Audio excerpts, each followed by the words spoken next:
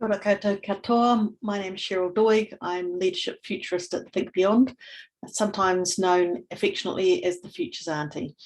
In this short session, I'd like to consider some of the reasons why prioritising workforce growth and wellbeing needs just a touch of the future. So let's start by the intertwining of humans and technology. We know that in the COVID world that the use of technology has rapidly accelerated.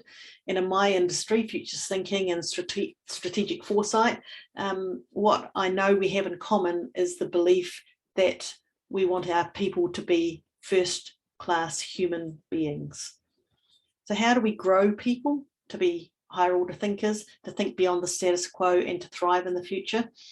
Well, the future of work is the future of learning, which is the future of living. And we all have diverse needs in that future. So how do we help people to thrive in the future? Well, in 2020, the World Economic Forum in their report outlined 4 skills that they see as increasingly essential for us to be able to thrive in the future. Those 4 things: futures literacy, anticipation, systems thinking, and strategic foresight. Well, of course, those 4 skills are music to my ears, but we know that the brain craves certainty, and our world is increasingly volatile, uncertain, complex, and ambiguous. Yes, it's important to manage in the here and now, and we also need to acknowledge the macro environment in which our world lives and is situated. There's some really big factors at play here, and as leaders of people, we need to be aware of these and also consider their possible effects on businesses and on people. I think that's why futures literacy, anticipation, systems thinking, and strategic foresight are important skills for us all. So I'm going to focus a little on futures literacy as a great way of helping people to be adaptable. One of the important ways of growing futures literacy skills that the WE have talked about is to continually scan the environment and look for signals and patterns. Sometimes we call these weak signals. In this example, a diverse group of people got together and we crowdsourced links created to the future of work using Amy Webb's fringe sketch process, which you can see in this diagram. Group members contributed links to the future of work Miro board, and that's what you can see the results of in the slide. So the 11 macro forces shown at the edges represent the external uncertainties that Webb and her team at Futures Today Institute believe impact business, governing, and society. It's worth checking out her 2022 Tech Trends report. It's a great source of information to aid your scanning process. In this fringe sketch, you'll also see that there are some green post-it notes. You may not be able to read these, but just understand that these represent the ability to extrapolate information, look for signals, and to use these to influence decisions. Here's a practical example of growing a futures literate team from Ben Reed, Managing Director at Hamilton Jet. Ben undertook some training in futures thinking, and then he designed a futures workshop for his local team of about 70 people. Groups were introduced to a range of futures tools, and importantly, each group table had a different key question exploring future scenarios for employment, sustainability, global issues, etc. So well beyond making jet engines better. The future of work was built into the thinking of the day, and the process was then repeated online for the global teams. This, I think, is a really good example of the deliberate growing of a futures mindset as a critical capability for the workforce. So, in talking about the future, we look for signals of change in order to explore the implications for our people. One signal relates to the growth of misinformation and abusive behaviour. Here's a fun artifact from the future, which imagines a new way of dealing with these sorts of issues. So you imagine being abusive and Siri just cuts you out for 5 days, and hopefully encourages you to think differently about your behavior. It's meant as a provocation, but it links to the combination of ethics and trust as a combined force in the workplace. Trust is the new currency. Equity is the accelerating disconnector. If, as recent trust research suggests, we're more likely to trust people in our industry, so those are the doers, the connectors, and the catalysts, then we need to create scenarios where they're the glue that builds trust. This trust helps create hope and is a pathway to well-being. So ethics and trust, critical features in the workforce of the future. Next up, purpose, sustainability, and well-being are interconnected signals to workforce change. As well as using traditional systems, a future-focused approach will explore new ideas that combine purpose and sustainability and well-being as an attractor. So it's that combination that's really important. So here's an example. Imagine using BitGreen, as you can see here, as one of your organizational tools to align company values and personal values. Future capabilities are grown just in the normal daily flow of work. For this, the power of storytelling and language are critical. Different stories create different futures, and support and recognition systems are part of that story. So a couple of key questions to consider. What's your metaphor or story?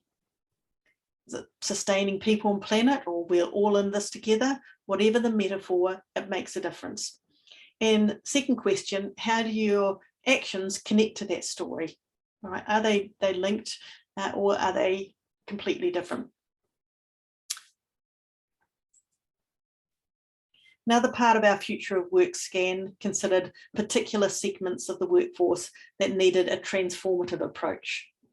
So in 1992, just 1.4% of the workforce was over 65. This is in New Zealand. 2022 is predicted as 7.2%. 2032 is predicted as at least 1 in 10.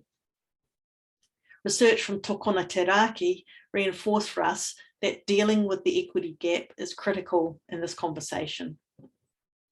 Let's combine the retirement statistics with Tokona Teraki's research on the growing population of young Māori and Pacifica peoples. An increased population susceptible to the replacement of by technology, or who are in low-paid occupations, is not going to be able to support us in our retirement. So this target group is a critical target for growing capabilities now, not in the future, but right now. Each of our countries and contexts may be different, but the common thread is that when the equity gap is reduced, we all thrive. So here is how one industry is starting to tackle the skills gap and reduce inequities. Meet the Energy Academy, one of my favourites. The Energy Academy was created in 2019 to collaborate with organisations across energy, technology, education and public sectors to close the gap between demand and supply for capability in the energy sector.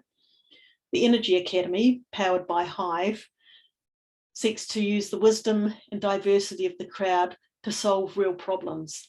It focuses on collaborative and peer-to-peer learning in a sort of on-the-job environment, with possibilities of micro-learning being developed to grow the sector. So the sector doing its own work.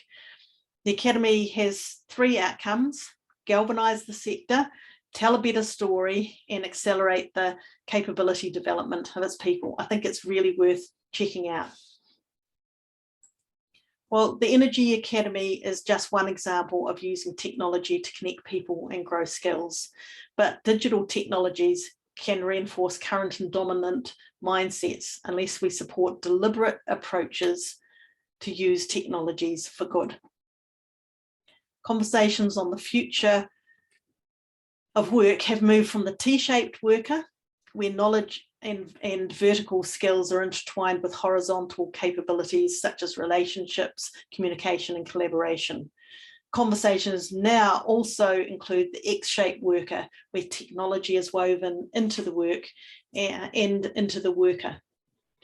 The metaverse is one way that provides new opportunities for workforce learning, for meetings that are immersive and powerful, and these can lead to greater engagement and provide a more experiential experience.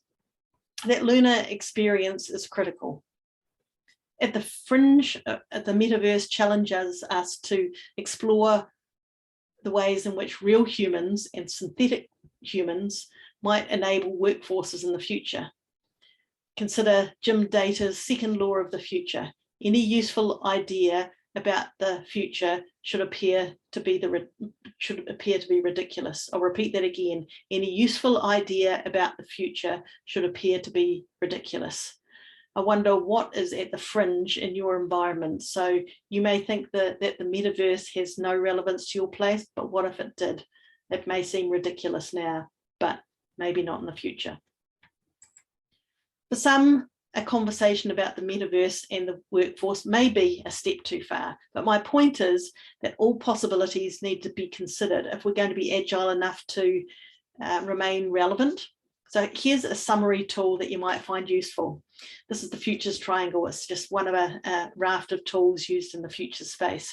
And you'll see that there are three interacting parts to this triangle: the weights of history, the push of the present, and the pull of the future.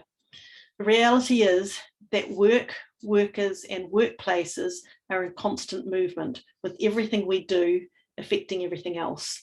So weights might include some of the things that are mentioned here in the diagram.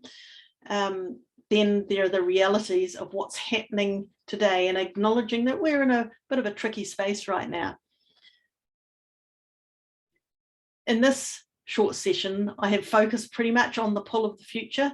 This is the space of business as next, or what Josh Bersin talks about as the never normal. So this business of next is not falling back to the language of business as usual, but thinking about what we've learned and what will pull us into the future, and possibly to help us thrive in our businesses, but also in our lives. So my suggestion is to explore the realities of the triangle for your own context. Once completed, focus on the tensions and the interactions. That's the conversation that holds the real gold. Use the triangle to establish plans for implementing change across the system, and for exploring how hungry you are to transform the future. Is it that the weight of history and the push of the present are stronger at the moment? What would it take to move more into the pull? But if you're really interested in transformation, you can grow the future capability of your teams by asking questions and considering the unexpected. Here are some of the questions. You can ask these to determine the outcomes you seek, and therefore the ways you track, evaluate, and recognise success. Have a look at these questions. Which one stands out to you right now as being one to focus on? I think they're all good questions to keep in mind. Informed and durable decisions relate to your workforce, and these require the ability to do what futurists call walk on two legs. So with one leg, we plan and prepare, and with the other, we keep an eye open for future opportunities that lie in the unexpected. I think COVID has reminded us that planning and preparation are actually not enough.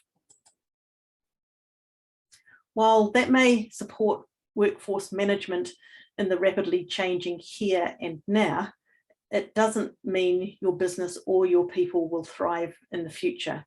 Growing needed skills and capabilities needs a deliberate touch of the future. Thanks for joining me for this short presentation. If you want to know more about Think Beyond and the work in the future space, please reach out and contact us at www.thinkbeyond.co.nz.